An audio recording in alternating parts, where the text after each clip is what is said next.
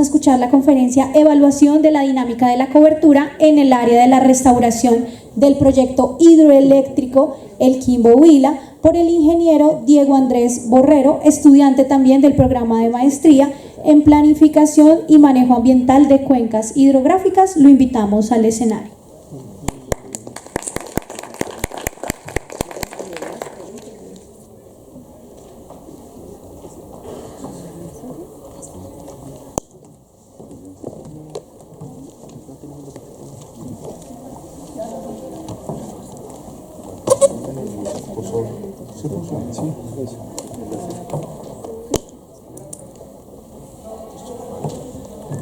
Buenos días.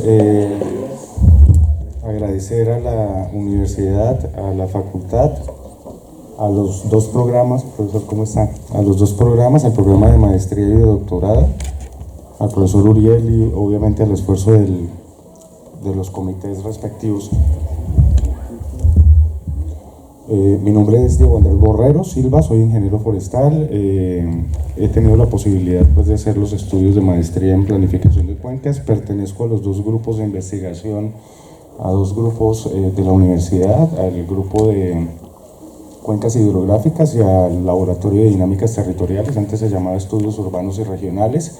La idea fundamental es presentar un avance referido a unos desarrollos que se han podido desarrollar en el marco del trabajo de grado de maestría sobre un área pues que reviste mucho interés a partir del proceso de restauración que se viene adelantando hace cerca de 10 años en el departamento del Huila. Esa área de restauración está cercana, ha aumentado de 10.000 a casi 13.000, 14.000 hectáreas y está asociada con el proyecto hidroeléctrico El Quimbo.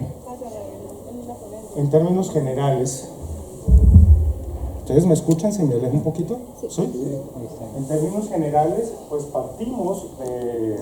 Bueno, tengo que ser honesto aquí en la primera diapositiva. Los ejercicios que van a ver están hechos a partir de información secundaria, información de escala 1, 100.000 del IDEAN.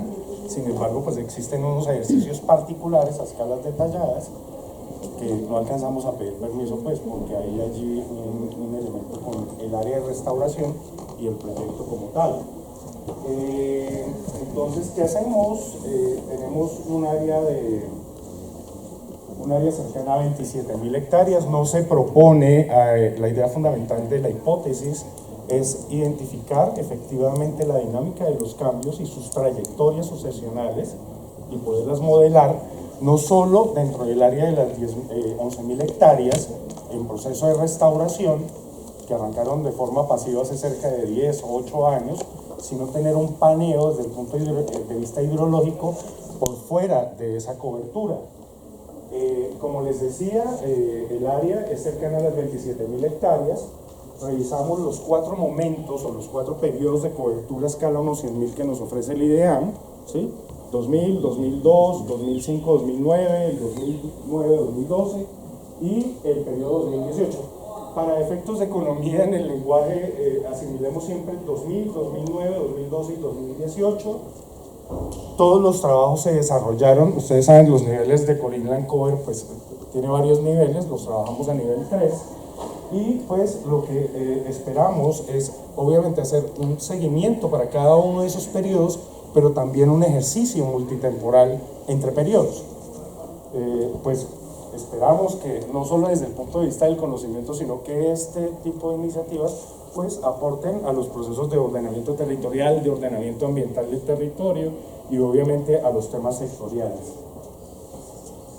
La metodología ya se los había planteado un tanto, tenemos 4 periodos de Core Inland Cover. Hacemos el paralelo entre lo que es la evaluación de cada periodo y entre periodos. Aquí hay un dato, nos tomamos la molestia de revisar más o menos las 55 categorías que aparecen en Core Inland Cover a nivel 3, por lo menos son las identificables. Esa evaluación de cambios, 55 por 55 a 3.000 y pedacito, ¿sí? Efectivamente, tenemos unas propuestas metodológicas. Miren, este documento del IDEAL del 2013 hace un primer acercamiento con los dos primeros periodos de coberturas para todo el país. Los referentes siguientes, la Torre Corredor y Parques Nacionales, pues han intentado hacer este tipo de evaluación, pero para las áreas del Sistema Nacional de Parques Nacionales, ¿sí? Entonces las categorías, traemos un ejercicio, realmente se está proponiendo es un ajuste a la metodología, incluso lo veremos en algunos indicadores que están más adelante, un ajuste a estas metodologías para poder tener un cubrimiento de carácter nacional. Obviamente los procesamientos pues, se hacen en el software respectivo. Estos son los 4 periodos, ¿sí? 2002, 2009, 2012, 2018, más o menos la representación. El video no ayuda mucho, pero efectivamente, por lo menos en términos de cobertura, que se evidencia que efectivamente el área es muy dinámica, esas 27.000 hectáreas son muy dinámicas. No utilicé el polígono del área de restauración, pero en el margen izquierdo del río Magdalena es esta área, ¿sí? Es esta área la de restauración, y vemos cómo esas tonalidades café que se corresponden regularmente a pastos, a cultivos, ¿sí? Si los ven aquí, o esa matriz va cambiando, y obviamente en el periodo 2018 pues se ve el producto de la inundación, porque es una represa, es una hidroeléctrica de represa, en la cota 720. Esta es más o menos la representación que se tiene a nivel de coberturas. Datos interesantes, pues obviamente aparece todo lo que tiene que ver con la categoría 1 de infraestructuras asociadas, pero no solo la infraestructura como tal de la presa, sino los procesos mineros para extracción de material, ¿sí? Vemos una disminución, había una premisa, incluso en el proceso de licenciamiento del proyecto, que se iban a inundar las áreas más productivas del departamento del Huila, ¿no?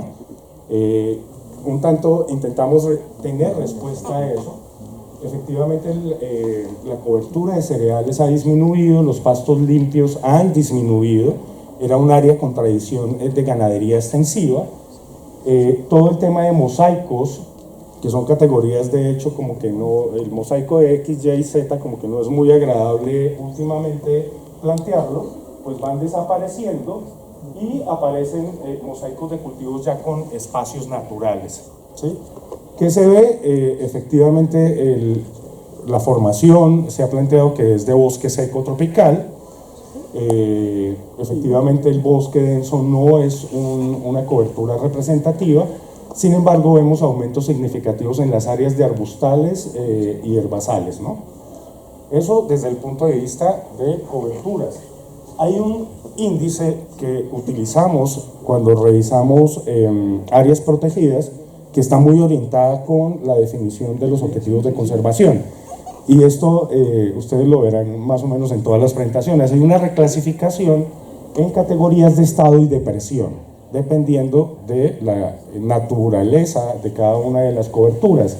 ¿Qué vemos? Para el periodo del año 2002 a 2018, una disminución importante en las coberturas que representan algún tipo de presión y un aumento significativo en las que representan algún tipo de estado. Ahora bien, existe en la batería de indicadores de Colombia un indicador de naturalidad. Nos hemos tomado como un atrevimiento de hacer una propuesta de modificación. El indicador original representa 3 categorías, ¿sí? Natural, semitransformado y transformado. Nos hemos permitido, bueno, al revés, natural, seminatural y transformado. Nos hemos permitido proponer una categoría de seminatural. Gracias. Efectivamente, entonces aquí lo que se ve es una representación de las categorías de transformación, cómo van disminuyendo, y todo el tema de seminaturalidad y naturalidad aumentando, ¿no? Ahora bien, eso lo que tenía que ver con los 4 periodos, las 4 coberturas, 2002, 2009, 2012, 2018. Ahora bien, comencemos a revisar qué pasa entre los periodos. Entonces, esta es una lectura, cuando hablamos de cambio como que se nos viene a la cabeza, oiga, el cambio es malo. No, cambio es un cambio en la categoría, no sabemos si es bueno o es malo, y eso lo que precisamente intentamos indagar, ¿no? Se ve mucha dinámica, efectivamente, como para el periodo 2012-2018, pues efectivamente en comparación con el primer periodo cambian fundamentalmente las coberturas. Con ese indicador, con ese índice de estado-presión, nos hemos permitido también proponer un indicador nuevo en términos de qué sigue como estado estable, que sería una buena cobertura en términos de área protegida, que sigue como presión estable, ¿sí?, entre los dos periodos, que se ha transformado y que se ha recuperado. ¿Qué encontramos? Que efectivamente esas presiones estables van disminuyendo y los estados estables van aumentando. El tema de recuperación es bien curioso aquí. Puede ser que en un momento, en el momento intermedio, efectivamente se hayan dado procesos de recuperación, pero que en últimas son asumidos ya a nivel de estado estable en el último periodo. Y por último, que creo que este es como el fuerte en términos de poder entender los procesos que han sucedido, pues viene el ajuste de esos índices detallados de cambio. Esa matriz de 55 por 55 se nos volvió una matriz de 23 por 23, estamos hablando de más de 500 categorías de calificación. Se identificaron o se cualificaron cerca de 20 cambios posibles a nivel 3, y también entonces lo que vemos, ahorita veremos los nombres, efectivamente los verdes representan áreas que no han tenido en términos de procesos cambios, y bueno, ya ven para el último periodo toda la dinámica que representa esto. ¿Eso qué es? Esto. Estamos viendo áreas sin cambio que van disminuyendo a lo largo del tiempo. Dejé la categoría de fragmentación del bosque, como vieron en coberturas bosque no aparecía, pero a ver, ¿qué es fragmentación de bosque? Un bosque denso que pasa a un bosque fragmentado, más o menos para entender la lógica, no las encontramos. Las áreas de bosque efectivamente son muy pequeñas, y ahorita veremos qué pasa con los bosques riparios. Los bosques riparios regularmente se ubicaban hacia la desembocadura, los cauces que bajaban hacia la desembocadura del río Magdalena. Eso se inundó, ¿sí? Entonces desaparecen en términos de la leyenda y quedan más bien pocas áreas. ¿Qué vemos? Procesos muy interesantes. Uno dirá, por un lado se intensifica y por el otro se desintensifica la cobertura agropecuaria. Uno diría, podría verse como un tema ilógico, no, espacialmente se mueven los procesos. ¿Qué se evidencia? Hay una disminución en la intensificación, pero por el otro lado hay una desincentificación de la cobertura agropecuaria, ¿no?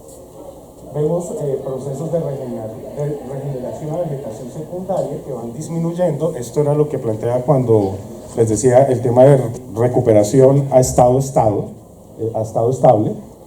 Y vemos un tema de ganancia de bosques, ganancia de herbazales, que es muy evidente allí. Vemos temas de actividad agrícola mixta más o menos estables, con disminución, diré. Temas de praderización, que son coberturas que pasan de una condición natural a potreros o a pastos. Y otros cambios, que son categorías que pueden estar, no sé, les hago un planteamiento, bosque pasa a embalse. Entonces, digamos que son otros cambios, ¿sí? O viceversa, áreas de río que pasaron a áreas de producción agropecuaria por la misma dinámica natural del río. Este dato quiero que lo tengan aquí, esta ganancia de arbustales que pasa de 1 hectárea a 2.400, porque cuando uno saca el cálculo, ¿no? Hagamos dos revisiones, una por áreas y otra por porcentajes dentro de la misma categoría. Entonces, si uno le pregunta, bueno, los cambios más significativos en áreas son sin cambio, que efectivamente ha disminuido entre los dos periodos más antagónicos, en cerca de 12.000 hectáreas. Otros cambios que ha aumentado en términos de 6.000 hectáreas. Arbustales, 2.400.000, bueno, ahí está en la representación. Pero en términos de porcentaje entre un periodo y otro, las categorías que pasan. Miren la ganancia de arbustales, o sea, subió impresionantemente, ¿sí? Coberturas naturales, ¿de acuerdo? En bosque seco tropical, pues yo creo que no esperemos tener bosques, vamos a tener herbazales, arbustales, ¿sí? Pero en condición de naturalidad, y esa también es una reflexión un tanto interesante, o sea, no todos los procesos de restauración se vuelven bosque, ¿no? No tienen por qué volverse bosques. La actividad agrícola, efectivamente, con un incremento cercano a 1800%, la praderización con 1600%, y veamos los negativos.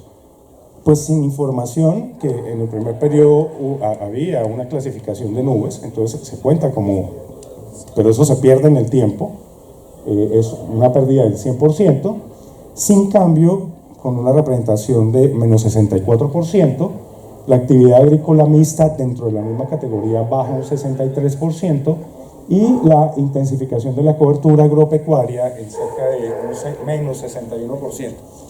Como les dije en la introducción, la idea fundamental es, obviamente, no solo desde el punto de vista del conocimiento, sino que podamos comenzar a comprender que efectivamente procesos se están llevando en el territorio.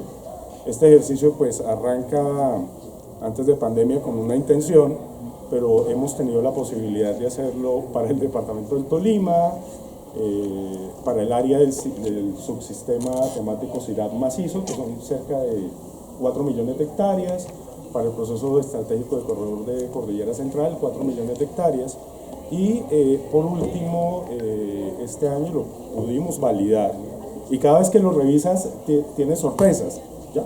Sí. Lo pudimos validar para cerca de 23 millones de hectáreas, que sería el paisaje de ámbito andino para WWF. Muchas gracias.